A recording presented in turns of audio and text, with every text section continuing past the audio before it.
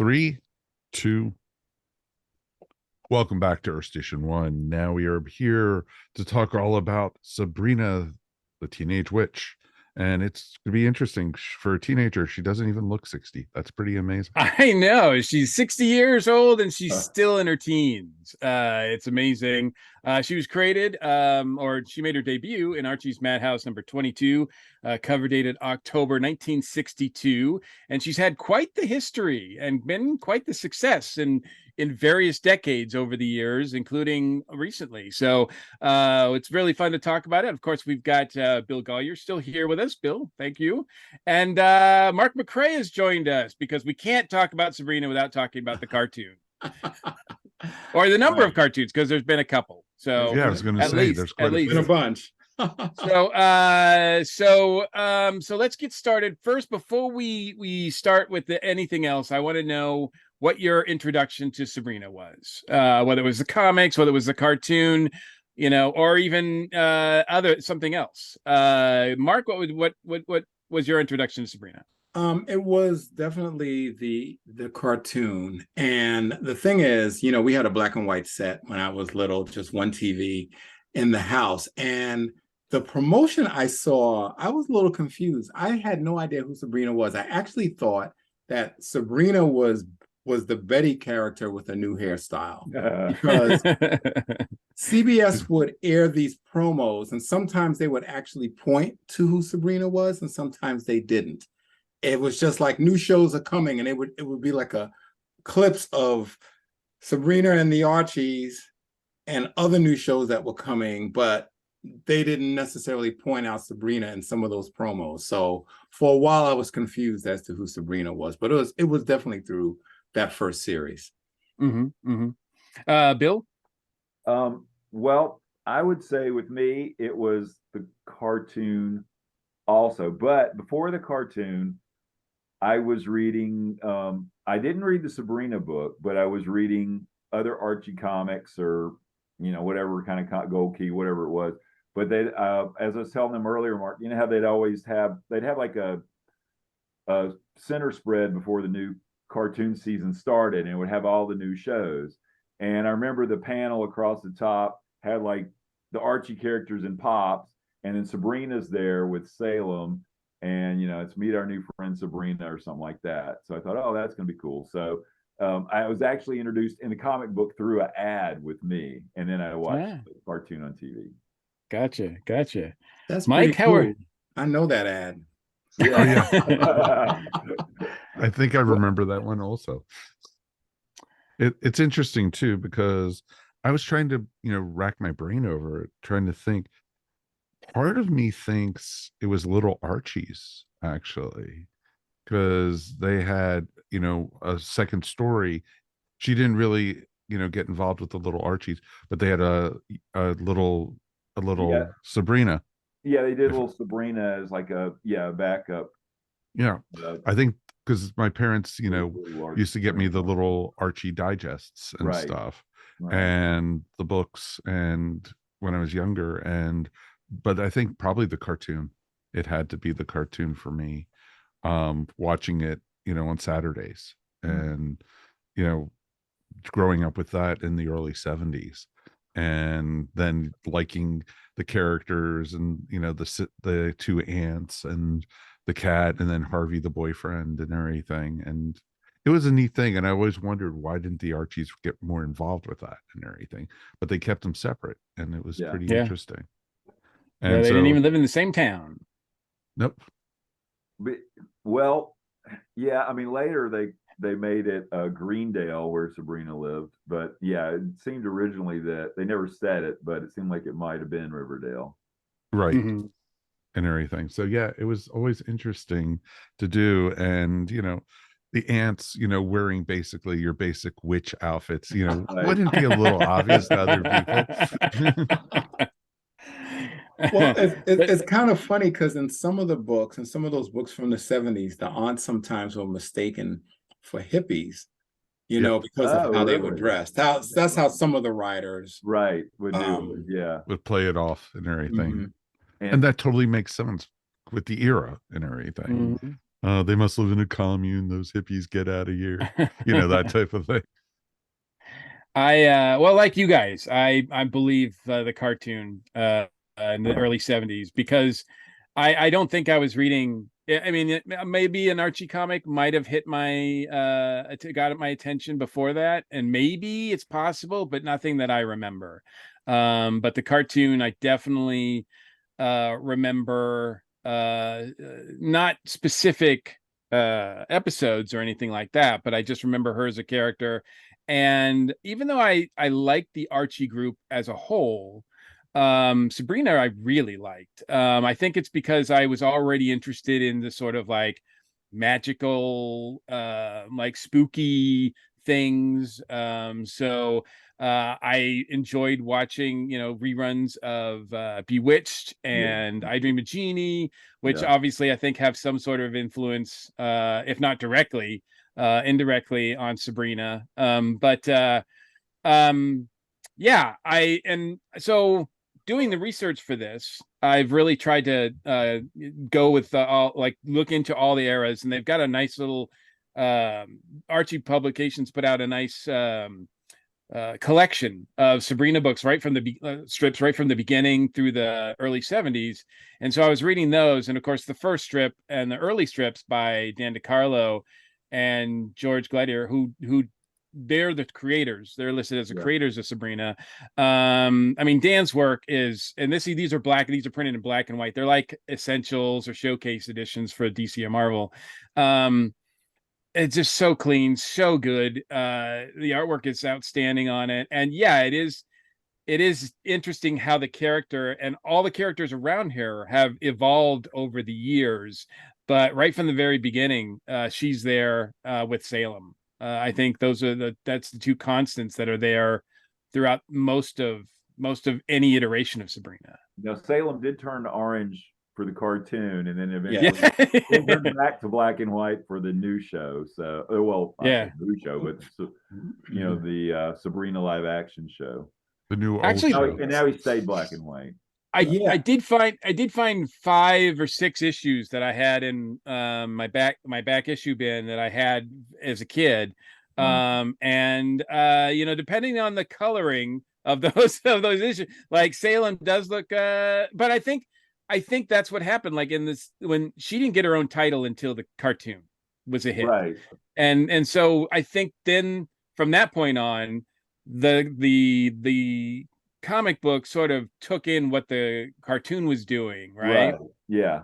Like, I think that's, Mark can correct me if I'm wrong, but I'm thinking even that's where like Cousin Ambrose came from, was from the cartoon. Right. And like I used him, even though he was never on the Melissa Joan Hart show, I used him when I was writing that series, just because he was a fun character and I enjoyed like the bewitched, quacky relatives kind of thing. So it was always fun to do that with Sabrina too.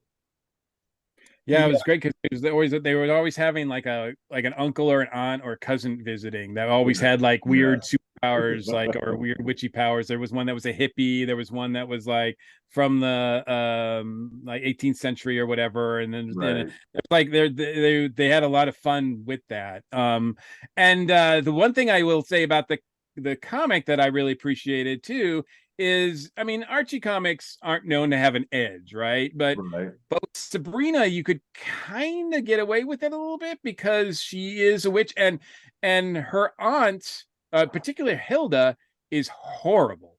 Like, the whole premise is they want Sabrina to do bad things with her powers, and she doesn't want to. That is, I think, reversed later on. With the Melissa Joan Hart era, which we'll get into, but at least with her early days, like, and I don't know if this is true like in the cartoon so much, but yeah, they want her to do like really bad things. Yeah, well, and then they had, I get my head witches mixed up. Adela, I think, was the one from the 70s, and that was in the comic book. She wasn't on the cartoon, but she was in the comic book. And Dan DeCarlo made a really sexy like outfit for her and stuff. Yeah, the high boots. And so we came up with another one, I think from the Melissa Joan Hart show that wasn't, quite as sexy. But Della, I remember like there was this one cover, Sabrina is like waking up, and Della always wanted to do bad stuff too. Like, 'cause she was always like the good witch, and she always wanted her to be bad, like her aunts wanted her to be bad. And I can still picture this in my mind, but it was the Dan DeCarlo cover. And Sabrina's like waking up in the bed, and she's got like her arms up in the air, and she's like in her negligee. And then in the full length mirror, there's Della in her like sexy, like witchy bathing suit, telling her she needs to get up and do some evil acts or something that day. So it was like definitely, like I said, it was kind of like edgy for an Archie kids comic. Yeah, especially that was probably like, I remember seeing that, getting that one like at a garage sale, like our school flea market or something, and even as a kid thinking like, this seems a little racy. I'm surprised, and Mark, you can speak to this, especially for the animation. Maybe I'm surprised that they didn't like that. I guess maybe because of success like Bewitched and I Dream of Jeannie before it, that laid the groundwork. But Sabrina, there was no heat. Like there was no like parents being upset that this demonic like being was being introduced to their kids at an early age. Right. I think that the reason why Sabrina the Teenage Witch, at least that cartoon, was really successful because it was sort of like wish fulfillment. You had Bewitched and you had I Dream of Jeannie on the air, which were very popular with kids.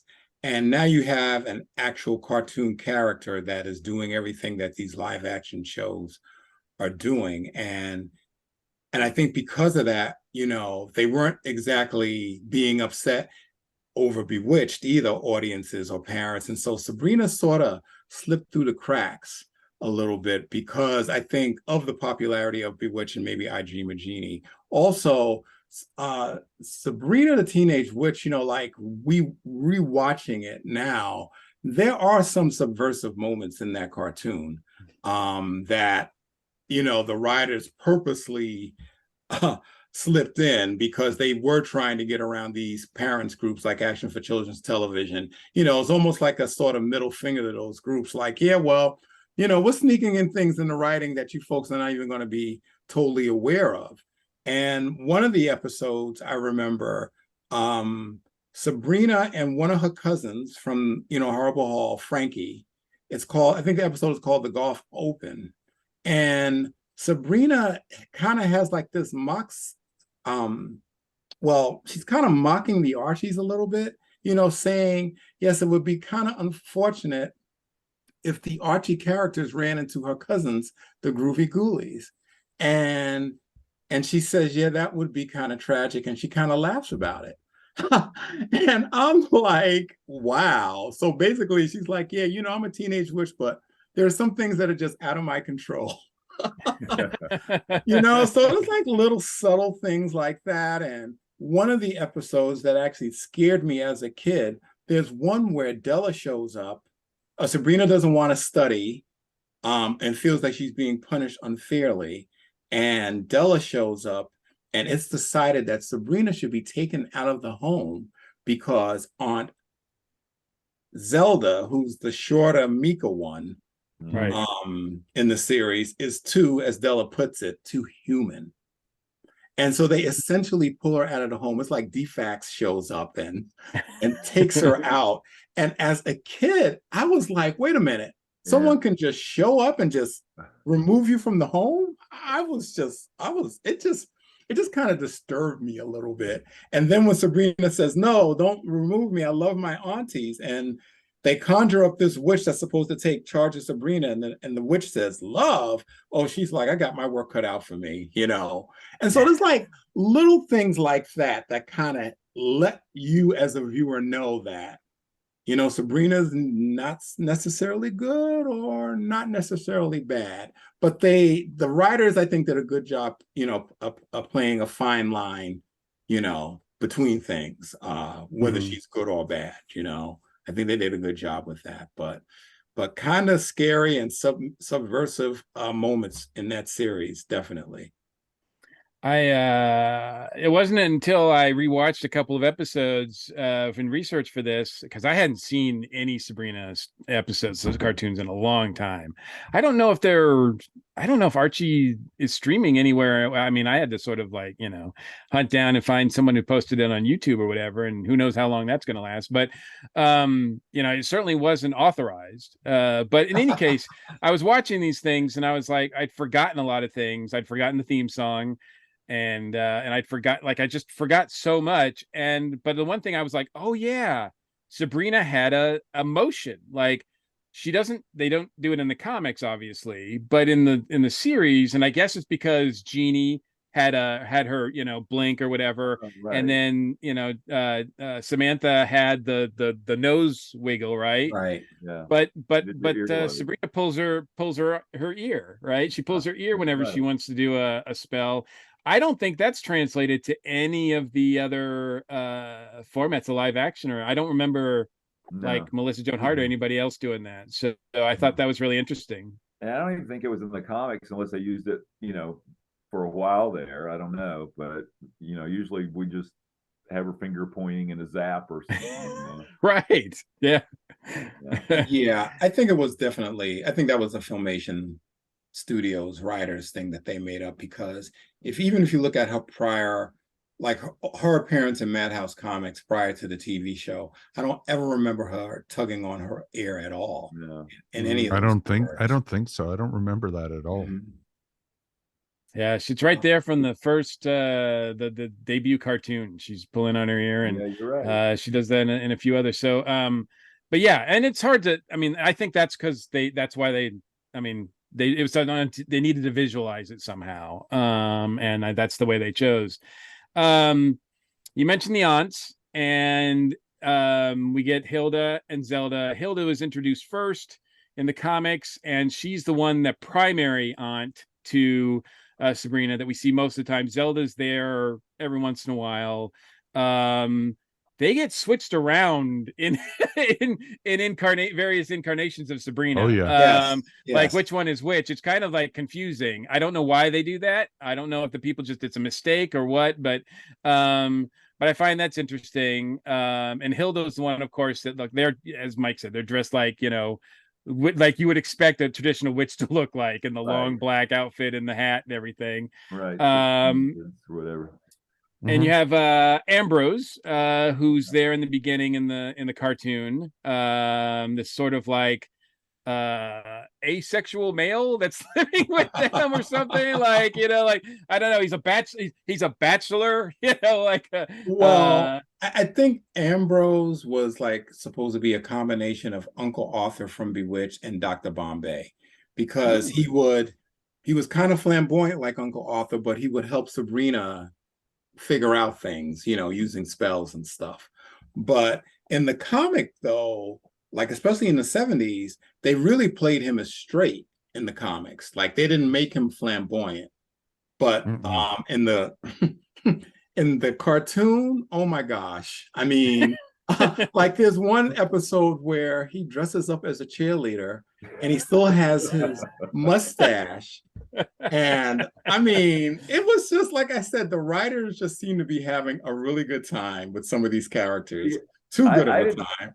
I didn't remember that about Ambrose from the cartoon until I was reading some of the notes, and then it mentioned that he was a little flamboyant, and I don't know. I guess I just never realized it, but I was thinking more of the Ambrose from the comic book, which like especially when I was writing it, try to make him more of like a Playboy type or something, and that kind of thing. But it's gonna be interesting. Now I'm gonna go back and watch some of those, the original animated series, and see some of those. So it's got me interested.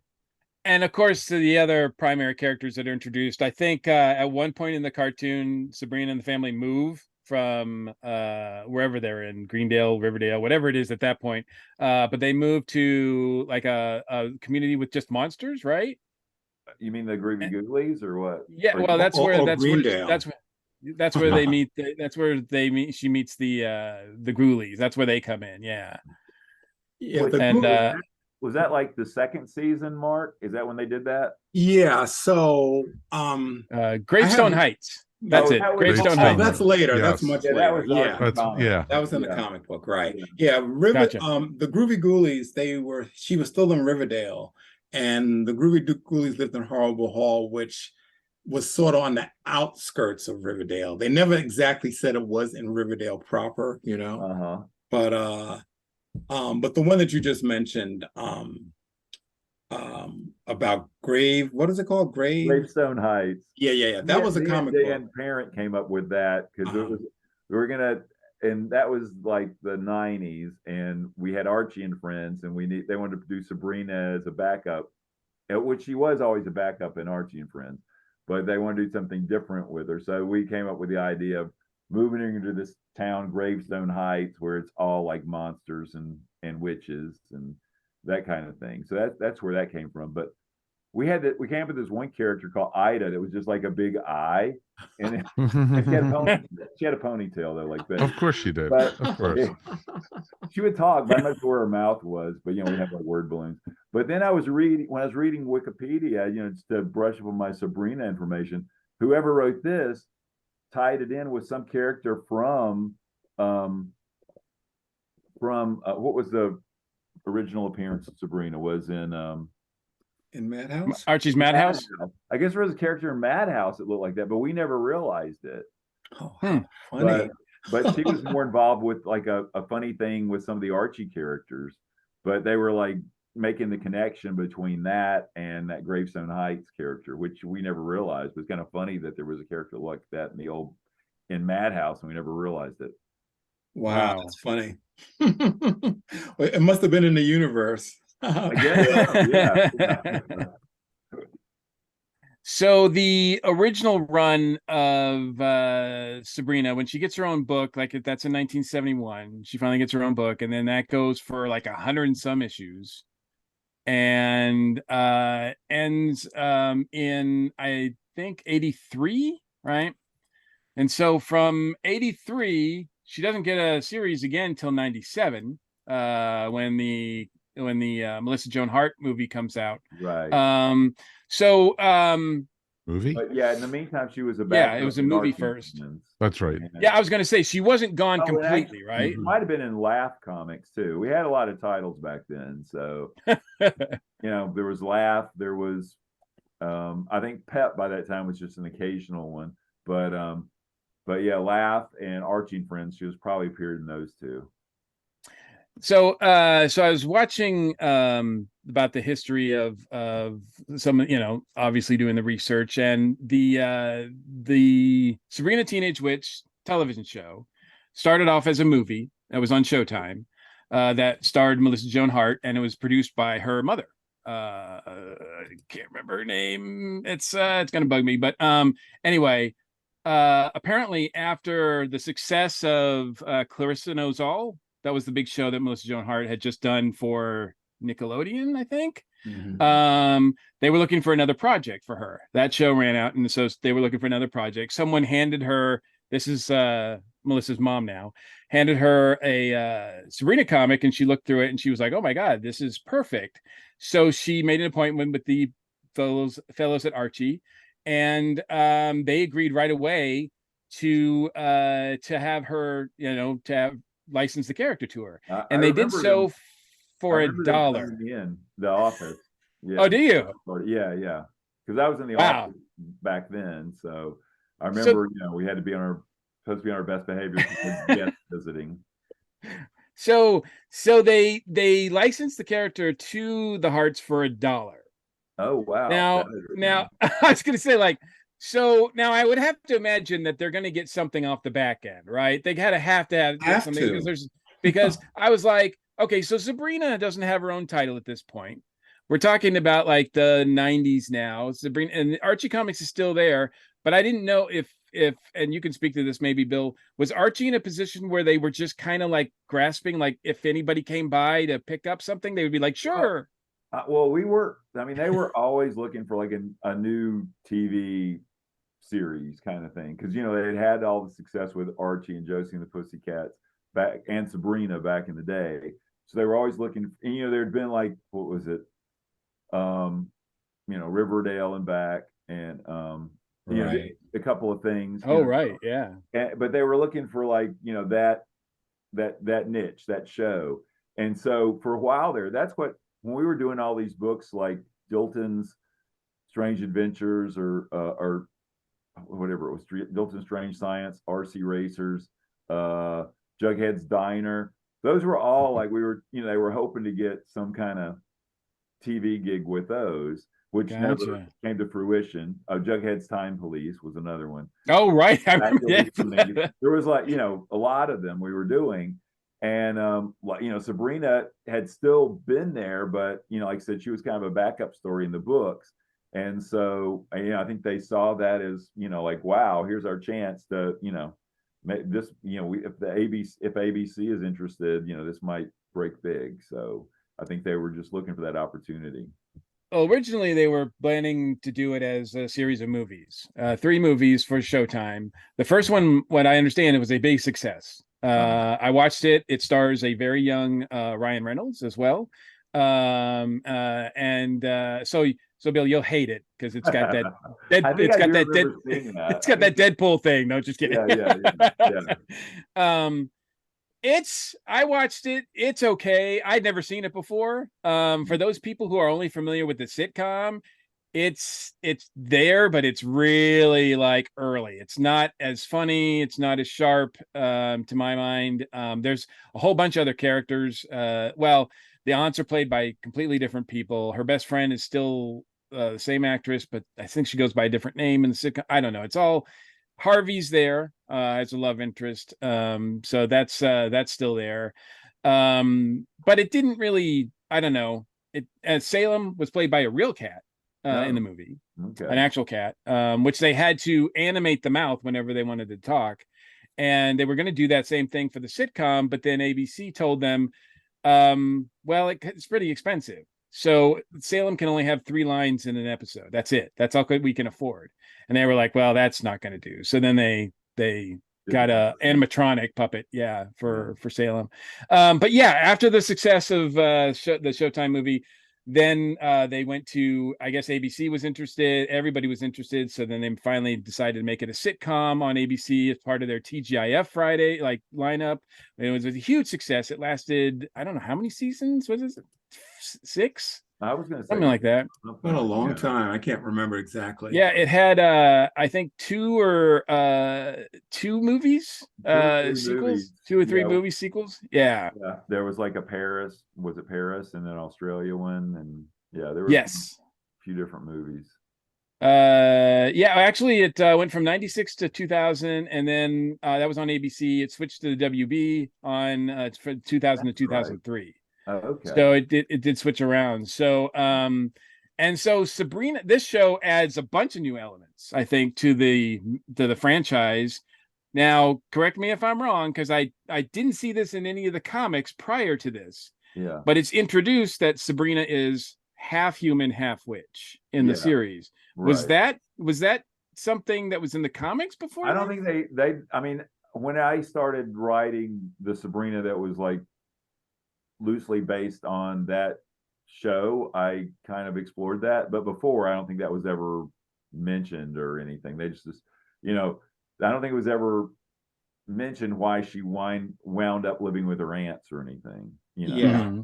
It's never mentioned. That it's kind of like the Sabrina family unit was really put together by that first cartoon, the Filmation cartoon. Right. I mean, Aunt Hilda, like you guys mentioned, she was in the Madhouse book, but it wasn't until like the latest stories where they paired Aunt Hilda and Sabrina together in the same household. And then later, for the cartoon, they added Zelda and Ambrose. Mm-hmm. And Harvey was actually a different character in the comic book, but I can't remember his name. But they never came up like with an origin story. And the Melissa Joan Hart show I thought was really great because not only did they give her a good origin story, they gave her a last name. She never had a last name. She was just Sabrina. Right, exactly. And, you know, Salem became black again in that series, from orange to black, really. They were the ones that did that. Right. You know, like returning the character to Salem to his roots, actually. Right. Right. Yeah. So Bill, was that like a thing that was you were conscious of at the time, like working on the books, that suddenly you had to change certain things or add certain things to her? Yeah. I mean, so I would would watch the show and kind of, base it on the, what was going on in the show as far as like the character relations and all that. But then, we would add like, crotchety next door neighbor that wasn't in the show. And then like maybe the best friends would be different names in the book than they were on the show. But I mean, we still had Harvey. Like I said, we had Ambrose in the book who wasn't in the Melissa Joan Hart show. So, brought Ambrose back for that. And of course, Hilda and Zelda were in that. And they took the new look from the Sabrina live action show instead of wearing the right the hat and everything, right? Yeah. And then we kept the hair green and orange though. We didn't give them the other hair colors. Just gave them modern dues. And they weren't their looks were like Zelda still wore glasses and was a little heavier than Hilda, but they had like Hilda's nose wasn't like a Jughead nose anymore, and so it had a different look. Gotcha. Gotcha. Yeah, I love that. Because of the success. That was all Dan DiCarlo. He just kind of reimagined them to the new look. Okay, so he was still actively working with Sabrina on that at that point. Yeah, he penciled the Sabrina book. Yeah. Can I ask if he was because I'd heard that certain in the later years Dan was kind of a little disgruntled about not getting certain credits, whatever. And there's no mention, of course, in him as far as a creator in the cartoon or in the movie or in the sitcom or anything like that. I would assume was he kind of not okay with that? Well, I don't know if deals were made or whatever, but I mean, he seemed fine with Sabrina. And then I think it was maybe it was when Josie and the Pussycats, movie came out. That might have been, well, no, it wouldn't. Yeah, maybe it's before that.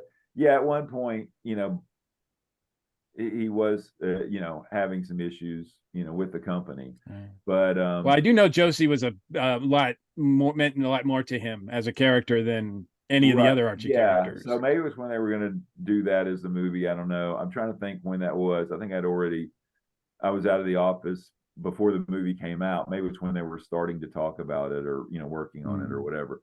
But, but the Sabrina stuff, yeah, he penciled the book, and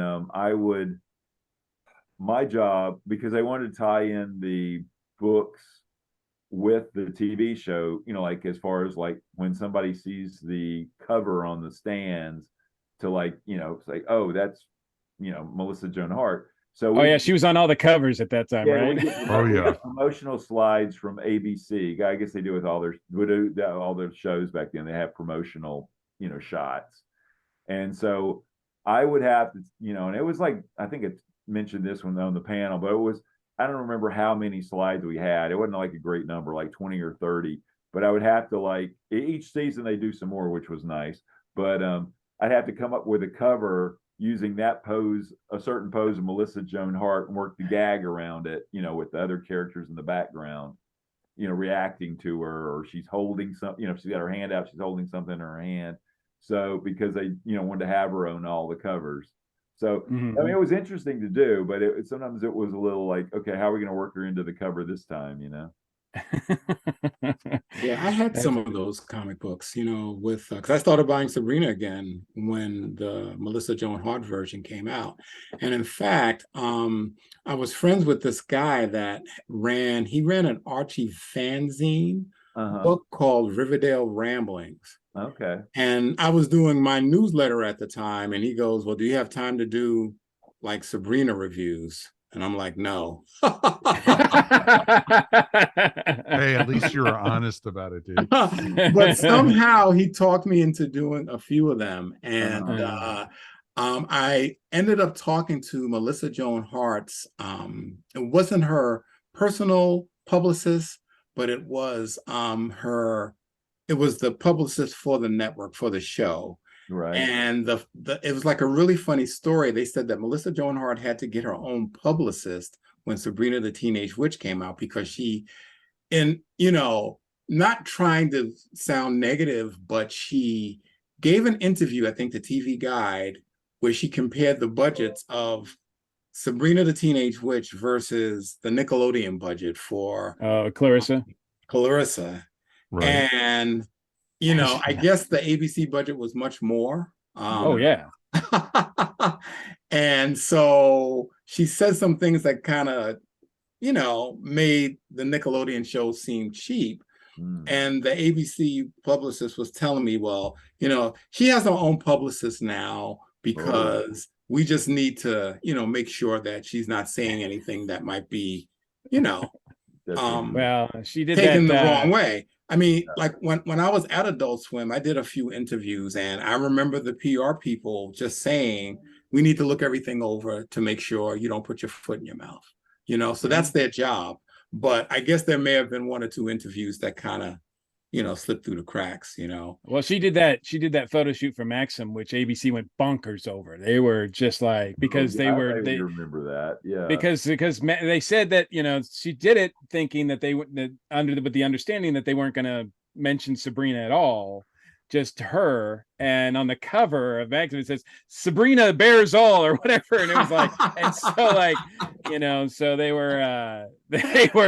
were not happy. But yeah, so there was a little bit of friction there and growing pains. I mean, she's a teenager, right? Right. She's going to go through this on the show for a long time. I found it interesting. So they get the license of Sabrina, but obviously that doesn't come with all the other Archie characters. So in the series, there's no other Archie characters that appear. Bill, in the comics, were you like not able to do crossovers either, or?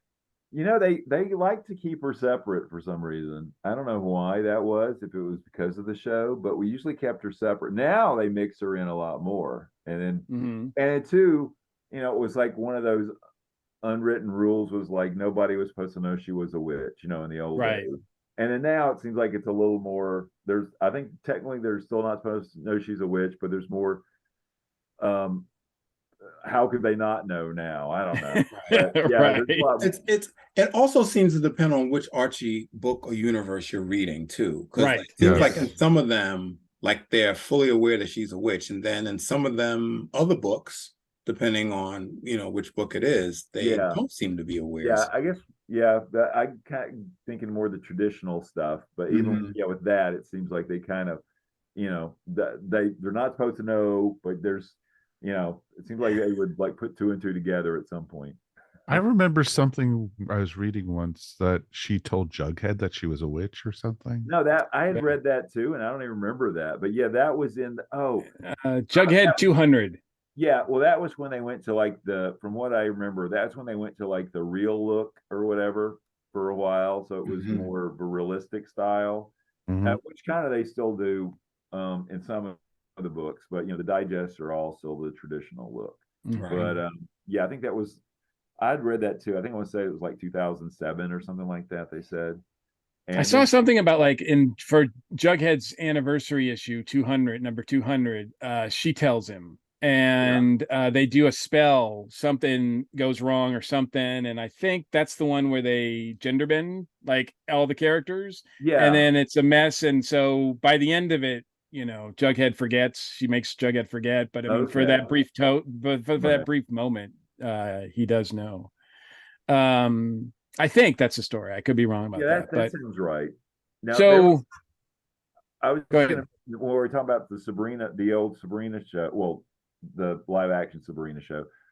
I don't think I dreamed this. I think I heard this like a year ago, but it never came to fruition, and I don't know what the story was. But did you guys hear that they were talking about doing like a remake of that with Melissa Joan Hart as like widowed with kids? Yeah, I heard about that. Oh, you did Yeah. hear about that? Yeah, Yeah. no, I've Because heard like, well, I about was thinking, that. I thinking, did I dream that? But yeah, but No, then you heard more didn't. about it. Okay, Well, all right. I don't. she did this sort of satire thing on, what is it, Funny or Die site, where she and Salem are reunited after a while. And it's actually Melissa Joan Hart and the guy who played like the puppet or whatever. Right. And I didn't watch it, but it's a satire. I don't know if that's what you're referring to, or No, I heard they were actually. She had presented Mm-mm. the idea of doing a show where oh wow, she No, was. they were serious about doing it Yeah, and but I guess everything. it didn't take off or something. That was maybe like No, a year ago or something. yeah, it was just wow. like I think it was during the pandemic, and I think because of the Oh, pandemic, gotcha. that's why it got She nixed. was on some one of these like talk shows like recently, afternoon talk shows or something. They kind of promoted Melissa Joan Hart's new gig or something like that. So I thought they were going to mention it, on there, but it turned out she has some like podcast now she does or something. So I guess that kind of fell by the wayside. Everyone has a podcast, dude. Come on. I know she does have a podcast. I did watch a couple of episodes and research of this too, because she was talking about behind the scenes of making Sabrina and everything. Sabrina was like, for as big as she was with Clarissa Knows All, like Sabrina put her like in the upper, like she was a household name. And right. I don't think she's done anything since then to get that big since then. Right. So I could definitely see where it would be attractive to go back to that well. Well, I think it worked kind of mutual. I mean, I really think the Melissa Joan Hart version of Sabrina really put Sabrina on the map. I mean, the earlier cartoon show did great ratings, was a really big show, but like that new live action, we were talking about there was a huge gap between that cartoon series and the Melissa Joan Hart version. And I just feel like the Melissa Joan Hart version really made Sabrina like huge. Yeah. Right. Absolutely. I mean, she was probably the most successful, maybe Archie character in live action form that had ever, like, I mean, because the Archies hadn't really been able to convert to live action very well. No, they tried a few different times. They did. There was a 70. I don't know if you guys saw the 70s. I remember the 70s. We had that one at the office, I remember, but it had one of the Landers sisters as Betty, I think. Oh my gosh, it was so bad. It was. Oh, y'all can cut that part out, but it was bad. I don't like to say anything bad about Archie, but no, I know. Like, yeah, I mean, we were laughing about it then. Of course, it's late 80s by then, 90s, but it was just funny to watch it. Mm-hmm. So all good things must come to an end, of course. So the show ends. She does a couple of movies and everything, TV made for TV movies, and then because Mama Hart still has the license, they license off they create a cartoon, a Sabrina cartoon, with Sabrina younger. She's a preteen, early teen, somewhere like in there, right? Yeah. And voiced by Melissa's younger sister, Emily. Melissa actually does the voice of both aunts in the show. The voice of Salem is the same as it was in the sitcom as well. But it's quite interesting to watch. I watched a couple of episodes of those, and it's definitely the animation is actually pretty good on it. I think it holds up pretty well. Mark, do you know anything more about that series, or? Yeah, so it was produced by Deke Enterprises, and there's an interview in my book with Robbie London, who was one of the executives running Deke at the time, and they were all about doing animated adaptations of anything that was live action. And so I think it was like a really great marriage between the Melissa Joan Hart's family and Deke Enterprises, because that doing something like a Sabrina series was right in their wheelhouse. And as far as I know, the series was pretty successful, and it looked like the Deke Sabrina series also utilized some early CGI for some of the scenes. The technology did exist, but super expensive, and according to animators that were working during that era, like trying to work with 3D animation in the early days was not fun. But I thought they did a pretty good job with that series, and it kind of added to the Sabrina universe and gave the Sabrina character some additional legs and a different point of view in a different universe as well. Mm-hmm. Bill, I know that the title changed and put and young and made her younger too. Yeah. So followed, and that was more in line with the cartoon. Right. And I never worked on that one. I can't remember who was it was somebody out of house was writing it then. I think it maybe was one of the Sonic writers. Mm-hmm. But yeah, so they did that as a title for a while, and then they switched later to, I guess it was after that they switched to the more manga look. So right. Well, in between that, I think is your and Holly G's run, because yeah, after well, she's yeah, younger, Holly, and then when I was doing the Holly G, I think that was maybe that was after the show. I can't remember if that was before the show ended. So that was still during the show. And so did the cartoon come out while the live action was still going on, or no? It might have. I'd have to look at the dates on it. There might be some bleed over. But Yeah, I'm thinking the book at some point the book did switch. It went from, Dan DeCarlo was doing it, then Holly G was doing it, and I was writing it. Then can't remember who it is. One of the Sonic guys started writing it then, and I started doing more of the traditional Archie stuff, and then it switched to the Sabrina's New Adventures of Sabrina, or whatever it was called, and I think that writer continued to do it.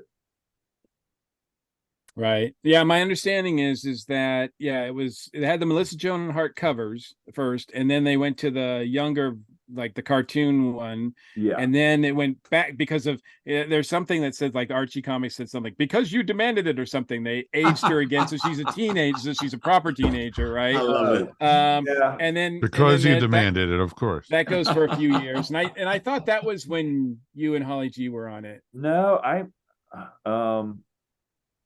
trying to think. Like when I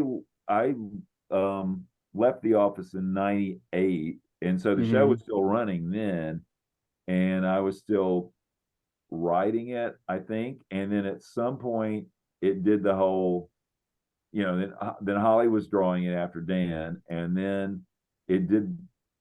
I get confused if the manga thing was before that or after that, but there was an issue where the teenage Sabrina meets the younger Sabrina, and then the next issue is like right. Yes. Okay. And then so there was a crossover, and that's when whoever the creative was on that was doing it. But at some point after that, maybe it did go back to teenage Sabrina, but I don't remember how the run ended on the book because I wasn't working on it. It did suggest that, from what I understand, it did suggest that there was I think there was another crossover issue where where she went back. Maybe that's when it became she became manga, and then like at the end of that issue she was more manga, and then she was manga for like, I don't know, 50 more issues or something like that, right? Until like, because it went to like issues like 71 or 70. It was in its 70s until it kind of petered out. But true. Interesting. And I definitely want to talk about the later stuff. I know we don't have a lot of time to talk about the later stuff, but so it seems like there's a little bit of a void after that. Like maybe everybody was Sabrina'd out. Well, but then kind of like that gap between the cartoon and the the Melissa Joan Hart show, right? Yeah. So she just kind of was like in the background. Yeah. And then along comes the new Sabrina stuff, which is a lot more dark.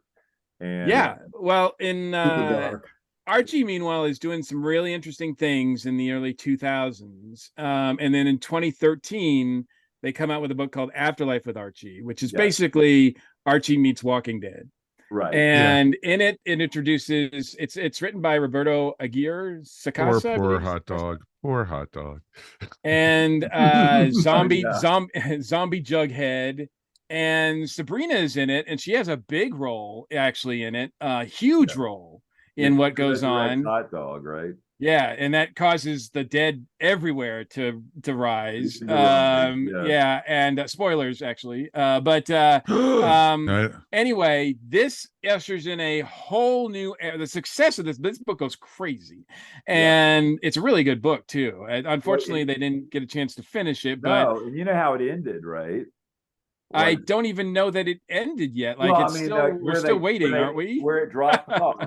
Where it dropped off, or maybe they'll bring it back at some point, or if the creative team decides to get back together on it. But I remember, what is it? Josie and the Pussycats turned out to be vampires. That's why they were always young. Oh, right. And they were on the way to Riverdale. Their plane was like being diverted to Riverdale, where all the zombies were. So it was going to be vampires versus zombies, and Josie and the Pussycat vampires versus the Archie character vampires, versus the zombies. But I forgot about that because the plane didn't. The next issue didn't come out where the plane has never come out. We're still waiting. But Sabrina is a huge force in that, and it's successful. So successful that they're like, oh, we need a spin-off. I mean, we have a horror line. Sabrina is definitely what we need in that horror line. And yes, so we come out with Chilling Adventures of Sabrina, with the same author as Afterlife with Archie, Roberto, and Sakasa gets another artist, Robert Hack, to work on it. Excellent series. It's actually my favorite of the horror. Like, it's so good. It's so dark. It's so disturbing. It reminds me, it has a feel like it takes place in the 60s, and it has this feel like Rosemary's Baby or The Omen or The Exorcist, like those kind of properties, which used to freak me out as a kid, still freak me out and so really good writing. They went up to issue 8 and then kind of stopped for a while. They just came out with issue 9, so I guess it's continuing. But that was the inspiration behind the Netflix series Chilling Adventures of Sabrina, which we have, which has been really successful for Netflix. Right. But and I'm sad to say I have not watched all. I think I watched the first season of that, but I haven't seen the rest of it. But it wasn't as dark as the comic, was it? Oh my god! No, the series is not. No, the series is not as dark as the comic. Okay, you don't think so? I remember in the comic, Harvey didn't Harvey eat his parents? Harvey ate his parents in the comic book. No. It's the well, yes, actually, because Harvey. It was actually Sabrina's father. Yeah, Harvey gets possessed by another entity who eats his parents. Yes. Yeah. Okay, I don't know. Yeah. And there's cannibalism. There's it's really dark. It is, yeah. It's so yeah, Chilling Adventures of Sabrina on Netflix. It was supposed to be originally another program for the CW. It was going to be a spinoff of Riverdale, but they decided to go their own way with it. But it is produced by Greg Berlanti. Same thing. It has had a couple crossovers with Riverdale. After it was over, the series is over on Netflix. It's really good. I'm halfway through it now. I'm loving it. I didn't get a chance to watch it before, but all this month I've been watching it, and I think it's wonderful. I think Kiernan Shipka plays Sabrina, and I think she's perfect. Michelle Gomez is great in it. It's got a great cast, and it even has cameos by some other folks that were in Sabrina. It's got references to everything. Actually, it's got references to everything. So I think it's really good. But you guys haven't had a chance to watch it much, or? Oh, I've watched. I finished it a couple of years ago. And you enjoyed it? I loved it. I loved it. I thought it was. I'll have to revisit it. I thought it was really good. Riverdale, like I watched the first season of Riverdale, and after that, it was like I didn't. And I don't know if that's because I know a lot of people tell me the same thing that grew up with it. It's just like they don't. It's not that Archie, right? Yeah, it's not. I guess you just got to look at it with a different eye. But I haven't been able to do that yet. Yeah. In the beginning, it was hard for me with Riverdale, you know, being an Archie fan my entire life. But then I just looked at it as, okay, this is just a different version of Archie in another universe. Okay. And once I got over that, I was able to watch. And that show I felt has delivered also. But from what I understand, I think next season is Riverdale's last. Yeah, it is. And they're bringing, I think Sabrina's supposed to be a regular on there, isn't she now? I hadn't heard that. She made a couple of appearances. Yeah. But in the new season, the new season, I think she's supposed to be a recurring character. Oh, that's awesome news. I didn't know that. It's really, really darker the last season. It has. It can get pretty dark. I mean, look, you know, not to go into Riverdale thing, but you know, when the first 5 minutes you find out Archie's sleeping with Miss Grundy, you're kind of like, this is a different Archie. Well, she wasn't Miss Grundy. Well, and the reason why Sabrina was on Netflix was Netflix at the time pretty much outbid the CW for the series. Oh, really? They guaranteed 2 seasons up front. Okay. And the guy that was running the CW at the time says, we don't do that for any of our series. And but I think it was right. But I think it was good because on Netflix they can go a lot darker than they could have on the CW. Yeah, it's true. It's true.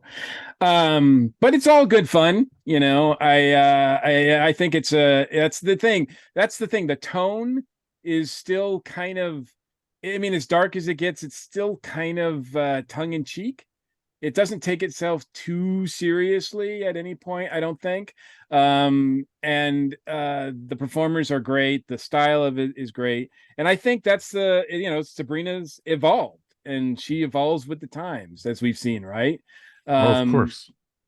So I don't know what's next for Sabrina. Who knows, right? Like, she'll probably go through a period where we don't see her for a decade. And then all of a sudden she'll pop up in someplace else. But we'll start with you, Bill. What do you think has been the appeal of Sabrina for the past 60 years, and why she continues to make a name for herself and be successful in these different formats? Well, I think because, you know, the time she came out with, you know, the first appearance and all that, it was around the time of, I mean, I guess it predated or was close to, you know, the first season of Bewitched, and then you had, you know, I Dream of Jeannie. So I think that, you know, those were like adult women that could do magic and fulfill wishes or whatever. And I think the allure of Sabrina, it's like a teenager, you know, like a younger person that has this power and can do that. And I think kids thought that was cool, you know, like it could be, you know, they could either dream of being that person someday, or you know, and relate to it better. So I think because it was kind of as far as I mean, of course you had Wendy with Harvey, who was a little girl witch, but she just never seemed to get together as much as Sabrina to me. I don't know, but yeah, that's interesting. Anyway, I think it was just something new and different, like a teenage witch. Mm-hmm. Absolutely. I think it added an element of fantasy to the Archie books that I really appreciated. Right. And you're right. I think it did have a little bit of female empowerment to it, because I mean, prior to that, you had, you know, I mean, no offense to Betty and Veronica, but they spend most of their time like arguing about who's going to go out with Archie, right? That's like 90% of what they do. Like, yeah. And the other, well, I should say that's like 60% of what they do. The other 40 is what are they going to wear, right? Like, right. Sorry, Mark. What about you? What do you feel like has been Sabrina's attraction to folks for the last 60 years? Yeah, I think that for me, when like I said, I was first introduced to the character in the Filmation series, I feel like I saw a little of myself in Sabrina, because she was sort of like an outsider. She had this huge secret that she couldn't necessarily share with everybody. And, you know, her aunts were forcing her to do bad things, but she had to find a way to make things work out for her in the end. So it was sort of like a interesting dynamic.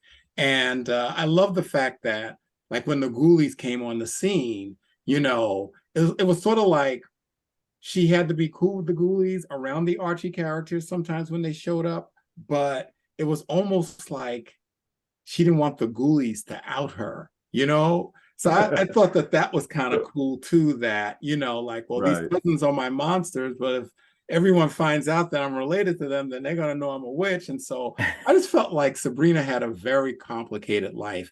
Even though she had magic powers, it just wasn't going to be, you know, things weren't going to be as easy as you would suspect. And I guess it was a part of me that sort of felt bad for her too. And that kind of made me like her even more. So I always think that appeal of, you know, the fish out of water, you know, whether it's alien or sorcery or witchcraft or whatever, but still out of water, not like being like everyone else and having to deal with a whole set of issues and problems and situations that other people may not have to deal with. That made her enduring to me as a character. Yeah. Mike, any thoughts? Put it. No, kind of I'm going to echo with what the two gentlemen said before. Sabrina always was appealing because she was the outsider. She was a lot of times looking in at the Archies and, you know, trying to see where she fit into the crowd. And she had her secret that, you know, her aunts wanted her to do evil and she wanted to be a good witch and everything. And she had these powers. And, you know, what kid didn't want to be special or, you know, have, you know, powers to be able to move things with a pull on her ear or whatever. And that was what was cool about it. And it was, I hate to say it, magical. And that's what made her so special. And, you know, she had these cousins, the Groovy Ghoulies. And so it was just really awesome to see that. And, you know, and that's what was appealing to it for me and everything. I just thought it was really cool. I think early on I was attracted to the character. You know, the fact that Dan DeCarlo's drawing her doesn't make, I mean, that doesn't hurt, right? Like but the unique look, the white hair, you know, nobody else had that. Difficult to translate in live action, but I think the new series manages to do it quite well. But I think she set the sort of a template, you know, and I think even the Melissa Joan Hart show, which was a little too wholesome for me, but still like had some supernatural elements to it. I think if Sabrina's not successful, without the success of Sabrina, I don't think you get like Buffy the Vampire Slayer. You get these like characters that are dealing with supernatural elements. They're going to high school. They're dealing with high school elements. Of course, there's that you know, parallel there of all the things that they're facing as teenagers as they're becoming, you know, learning about themselves in a supernatural, add the supernatural to it, and it just goes, you know, it's fun to play with.